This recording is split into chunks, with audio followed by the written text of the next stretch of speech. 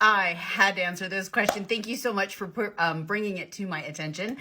She says, so when my 16-year-old stays up playing video games at night, all night, and sleeps in and is late for work, I should allow it. Let's talk about this. This is a question in response to my video in letting your children pay consequences, that the consequences should be the teacher. So I want to explain this. Number one, remember, Mom, at 16, these kids need to learn. So my first answer is, yeah, you allow it. To a point. Now, hear me out, okay? At this age, he's got to learn to be an adult. Now, number one, we do have rules in our house that everything's out at a certain time, like 10 o'clock lights out, okay? However, I do have a child who decided we had a little conversation. He's like, Mom, my cousins are staying up. We're going to play video games late tonight. If I promise to get up in the morning, can I play late? Okay, fine. So finally, we kind of did a deal because I was tired of fighting. And we said, look, as long as I can't hear you at night, you can stay up as long as you want, as long as you're being inappropriate, right? But you will have to be at your activities the next morning or you lose computer at night. So he took that on. He liked that. So sometimes he'll stay up till 1 a.m., but as long as he's still up at 6:30 a.m. for his class or his job or whatever, it works. The natural consequence there, if he sleeps past that class and doesn't go, he loses his computer. And he knows that. So, and I will take it. And that's the key there. He knows that computer will get lost if he doesn't do that.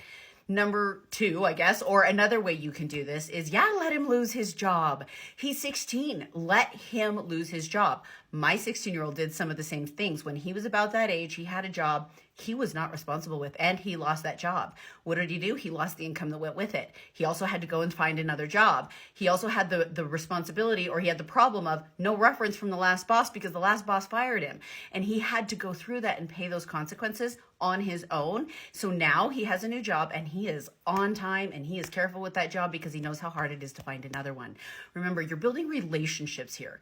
You want the consequence to be the punisher, not you. Now, these are teenagers, okay? We're talking about teenagers here. I used to be the consequence when they were little. Now I let the world teach those consequences, and now I'm the one that helps them when they fall. So if he loses that job and he comes home, he's like, Mom, I lost my job. I'm like, bummer. What do you need? Can I help you with your next one? Or, what do you need, hon? Now I get to be his cheerleader, his supporter. Yeah, he fails. Yeah, he still has to lose that job. Yeah, he's going to screw it up. He needs to be able to do that because what you're telling him by not letting him screw up is you're too dumb to do this on your own. I don't have faith in you to handle this by yourself.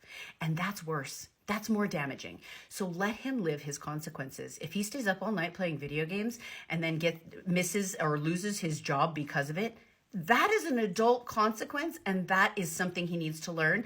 Then you get to be the one that says, oh, I'm sorry. How can I help you? Now you're the one who supports and loves him instead of being the bad guy. Let the consequences be the bad guy and then build a relationship between the two of you. You will find a much better relationship between you instead of you always being the bad guy. Hope that works. Let me know. I know this has worked for my children, but yeah, let him pay those prices.